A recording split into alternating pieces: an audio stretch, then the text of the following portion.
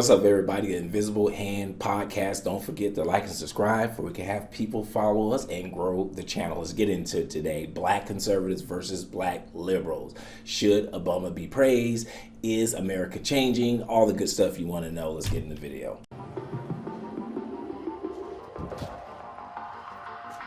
My name is Kevin Martin. I'm a business consultant. I was born and raised in Pennsylvania, born into and raised in a conservative household, and I'm still a conservative. My name is Xavier. I'm born and raised Los Angeles. I'm liberal. Hi, I'm Elisa. I'm definitely as far left as one can walk. I'm Anthony Logan. I'm from Virginia originally. Grew up in a socially conservative household, but very politically liberal. I'm conservative now, and I'm looking forward to hearing all you guys' point of view. My name is Lady Kate Barelle. I am a conservative Republican. All right.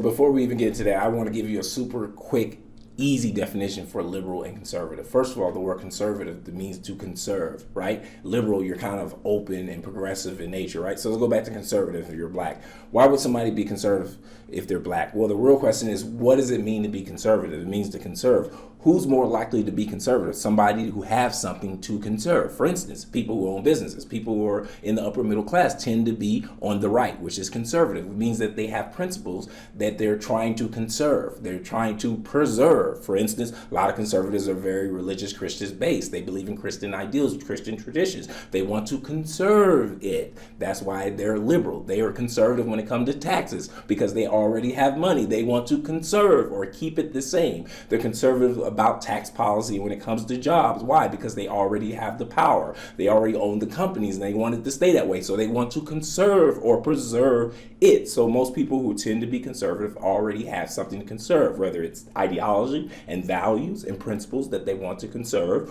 or money, power, or control that they want to conserve. Now, if you're liberal, what does that mean in America? To me, liberal means that you have nothing to lose, so you're open for anything. You're open for any change you can get. Why are majority of African Americans liberal? Because they have nothing to lose and everything to gain. So the people who have something to conserve, white people who already have the money, power, land, control, political, everything that you would want in a country, they're trying to conserve and maintain that power. Why are you liberal? Because you have none of that power. So you're liberal or open to changing almost everything. Why? Because you want some of the power. So if you're black, why would you be a conservative? Because black people, some of them who are conservative, have values and ideals that are more important than a liberal ideology. What people who are conservative that are black are saying, yes, America's unfair. Yes, America's lopsided. However, I have principles and ideals that I hold very, very close to me that I'm not willing to look past just because we have nothing, just because on the liberal democratic side, we're willing to basically use any tactics that we can to change the power structure.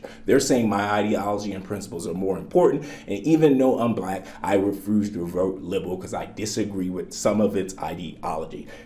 At its core, there are two different dispositions. One person is principally based. The other person, not to say that they're not, but they're more open to lots of progressive random ideals that can change the power structure. And people who tend to be poor tend to be liberal because they have more to gain on the liberal side. Let's get in the video. People need to get over slavery. All right, so I guess I started off. I mean, we all know that slavery was a terrible thing. Yes. It was an atrocity. Right. It was a human tragedy, but Yes. we can't just be talking about slavery every day. It ended in 1865. This is 2020. We got to press forward. Our ancestors, they went through a lot. They died for us to be able to be here right now. Yes. And the best country on planet Earth. Yes. Take advantage of what we have right now, Right. rather than looking in the past and saying, oh, well, woe was me because of slavery. Right. You know, there have been other groups of people in slavery all throughout the world. They can't just stay in that state. So people, a lot of times, they stay right in that place, and others are being able to pass them because mentally they've moved on while others have not. They constantly use slavery to put them in a victim mentality. We can't accomplish this because you enslaved my ancestors. Slaves were taught English. Slaves were taught how to become managers and secretaries and cooks and chauffeurs and how to build water tanks and all sorts of things. We're here now. Yo, okay.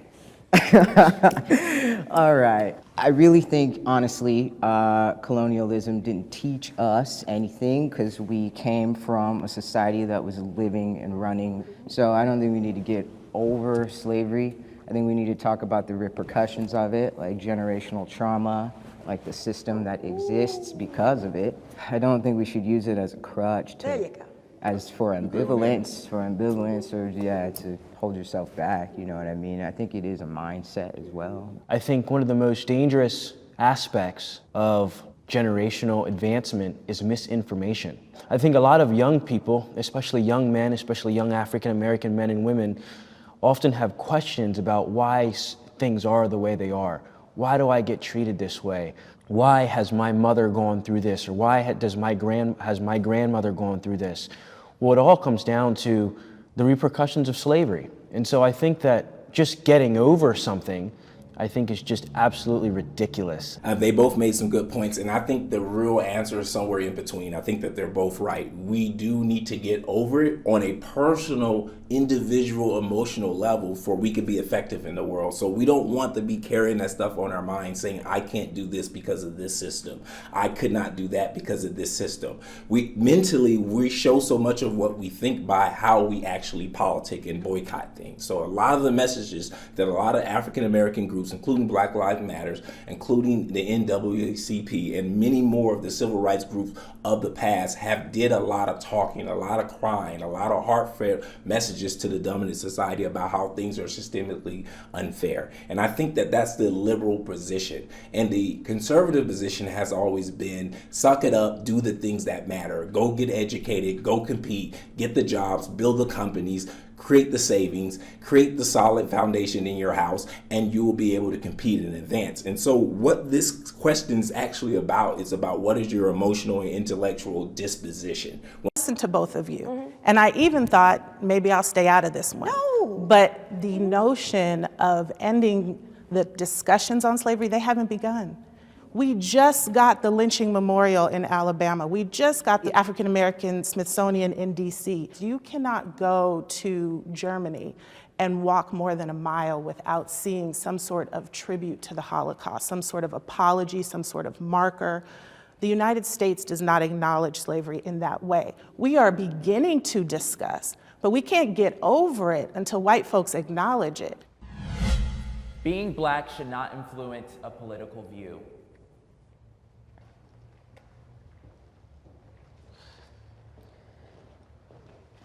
So, Of course not. yeah, being Black should not really influence how you think politically, because what's good for us as Black folks should be the same as everybody else. It should be from the point of view of me being an American and wanting the best for me in America. I will vote for the best person that is running.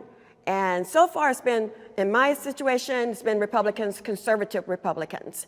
I vote based on the issues that I care about, and the issues that I care about stem from my personal experiences. As someone that was raised in a conservative household, I have different views on certain things. I have different views on pro-life and pro-choice issues. I have different views on economic issues. I have different views on trade and foreign policy. I don't think that skin color should have anything to do with a political view. I would say I definitely don't vote for candidates just because they're Black. Ben Carson could never get my vote. However, I do feel very much a part of a group. I feel like I have a shared history with Black people and descendants of slaves in this country, and so I do not vote just based on what's okay for me. I think people should vote for what's in the best interest of them, and I don't think that skin color should dictate on what your interest should be based on skin color. I see, again, he's being too technical, but think about it. If you're voting in your best interest and your group is Black, part of my individual best interest is what my group's best interest is. So from a really technical perspective, my political view is going to be what's in the best interest of me, and by virtue of me my people. It'll be great in the future when we're all aliens and we're all green and we can all call ourselves the same. But right now, human beings do differentiate by groups, cultures, language, ethnicity, and that's how the world works. And to kind of lie about that or try to talk or speak out how you would like the world to be instead of acknowledging how the world is, which is what your race does matter. It dictates a large part of your life, of what opportunities you're going to get depending on what country you're in, who you hang out with, who you're born with, who's your cousins. All of this stuff plays a significant part in your life, specifically in America. So does being black affect your political view? Yes, it definitely does and will. Did you ever vote your religious belief Yes. on abortion? Have I ever voted my religious beliefs on abortion? Yes. Yeah, I have. And what's your religious belief on abortion? We're not even talking about abortion. It's nothing to do with this No, but conversation. it's black. We have nothing to do with this conversation. The majority of abortions are done to the black race.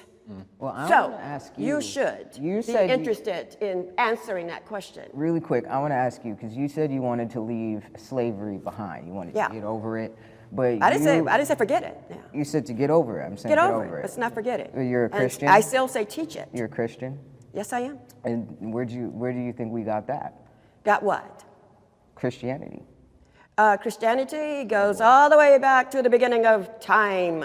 So where did we learn it though? Where we learn it? I ain't gonna lie, she dancing around this. Everybody knows that Christianity was given to African Americans in slavery times. It is what we learned to read off of, so don't bullshit yourself. It's a Jewish taught No, religion. where You did mean the in African America? diaspora? In America. Your lineage, yeah. Slavery, right? They learned it from slavery. Through slavery, right. Slaves also brought We gotta get religion over with it, them when they came, so it was a mixture of everybody's religion. No, But just on the they Bible. learned how to read. So what they learned how to read was the Holy Bible. First of all, you can see this woman's conservative from a million miles away. She got the red on, the Trump hat on. Come on, girl. I believe you know how to read Arabic, what? Because it wasn't English. That's my saying. I'm in America now. Everybody should speak English. I support the Black Lives Matter movement.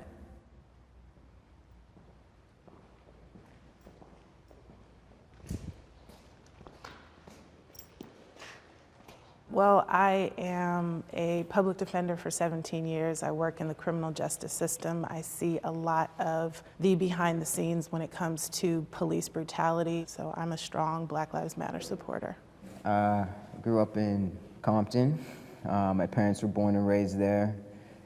Even as a child, when they had the riots for Rodney King, we had to move to Hampton. Yeah, it was something that, it was the first time I knew that it was wrong, the way the police, how they police the towns. It was the first time I got a sense of injustice. I'm just interested, since you identify as conservative, I was surprised to see you come over and how that lines up with your political views, or maybe just what your definition of conservative is. Since the movement started, I've been torn for far too long. We've had the police on the right, and we've had Black Lives, the African American community and the Black community on the left, and it's just constant fighting. And so I support the movement. I support the agenda. I support the mission. I just have not always supported the way that mission agenda was being carried out. Okay, I want to deal with this Black Lives Matter thing, and I think he said it the best way. I support their overall message. Black Lives Matter, NAACP, civil rights leaders like Al Sharpton, they're trying to get white people to do right by constantly throwing crap in their face, right? Hey, look at the statistics, look at the numbers, look at the money allocated to our community. It's unfair, it's unfair, it's unfair, it's unfair, fair. Now, I wanted you to first accept my apology. I'm not trying to disrespect Martin Luther King. He did a lot for this country. He's a great man. But here's the thing, and I want to really drive it home with this when it comes to liberals, conservatives, when it comes to Black Lives Matter and people being against it that are black. First of all, Martin Luther King represent a feminine energy.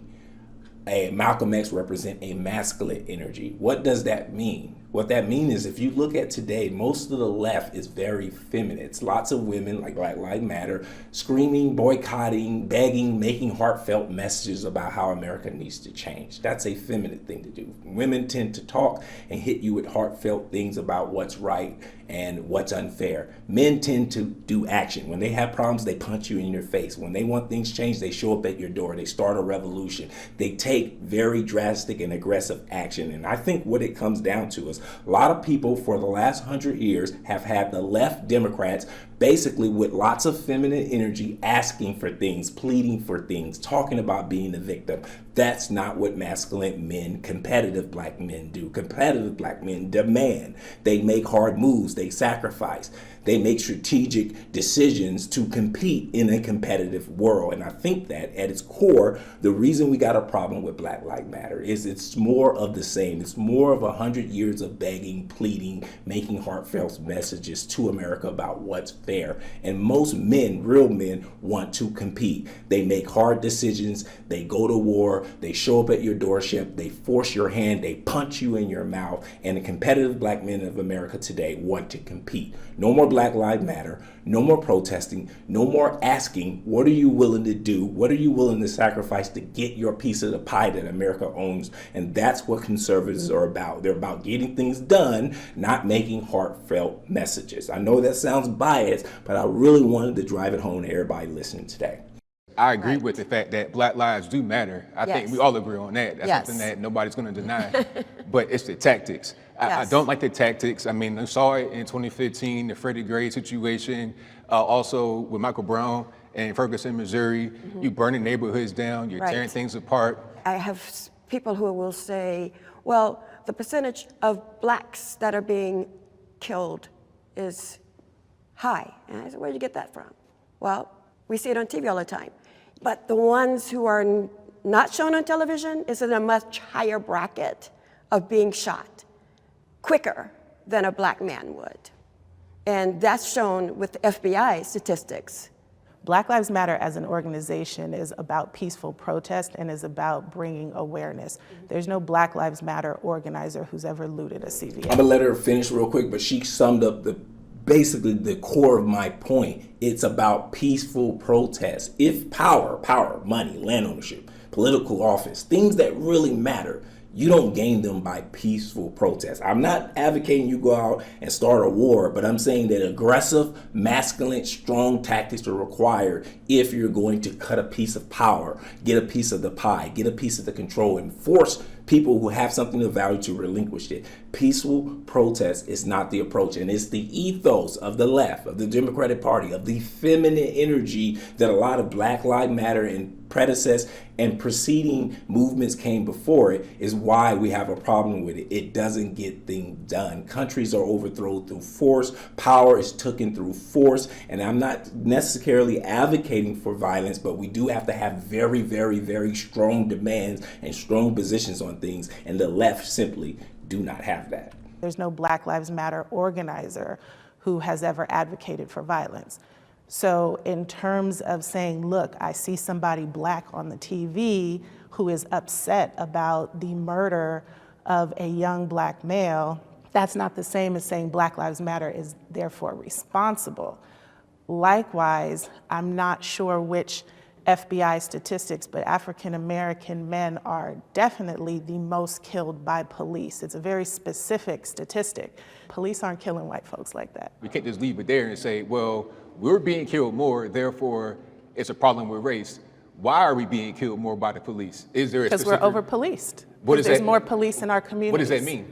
It means that the ratio, the number of police, at any given time where I live, I am going to see police officers every hour. I'm going to see patrol vehicles in a way that I don't see when I'm in predominantly white neighborhoods. Statistically, and this is actually my line of research, black youth are seen as 4 to 5 years older. We're seen as scary, we're seen as intimidating. So that's why you see situations like Tamir Rice. You see police reacting quickly with lethal force. I mean, we're gonna basically sum it up, and this is gonna be toward the end of the video. So look, I just wanna make it really, really clear to you. Remember she said peaceful protest? You remember she said black people are seen 3 times more violent or scary or basically a threat. You're talking about other people perceive you. And one of the biggest issues with the left in the entire Black Lives Matter movement and the feminine energy coming from the left, the way they compete for power in America, is the fact is they're trying to change people's hearts. They're trying to change people's hearts, but hard power doesn't necessarily have a heart. The person who owns the majority of the land in the United States, that owns the majority of the wealth, the $41 trillion held by the 1%, they're not moved by heartfelt. You think they got that money, power, and control by being a nice person? And so one of our main issues is our dominant ethos. The dominant way we present ourselves as a political body in America is coming from a feminine, passive position. And a lot of men today, especially conservative men who are business owners, entrepreneurs, and people who are very educated and successful, are saying, no, I understand power, and this is how you compete for power, through force, through being very, very strong, persistent, and disciplined, not by appealing to people's hearts. And I think that really at its core, that's the reason why America and African Americans specifically are done with the left and really are getting done with basically the Democratic Party. This has been the Invisible Hand Reacts podcast. As I said before, if you want to see a certain video that you think will be interesting, look in the links in the description and text me directly at my number, and just text me the actual video clip and I'll consider it if it's a good clip to do next on this channel. Also, like and subscribe, otherwise people will not see my videos. A lot of people don't know, people don't search for videos on YouTube. What they do is they like and subscribe to a channel, then YouTube's algorithm automatically push their videos to their recommendations. So please like and subscribe for my channel can grow. Also, if you can help me financially grow the channel, I'm trying to buy new equipment, hire new people, make the quality better, just shoot me a text. The link's in the description to the number that you can actually shoot me a text and just say, I want to support. I'll send a link back with different ways you can support the channel. Till next time, my friends, I'm out.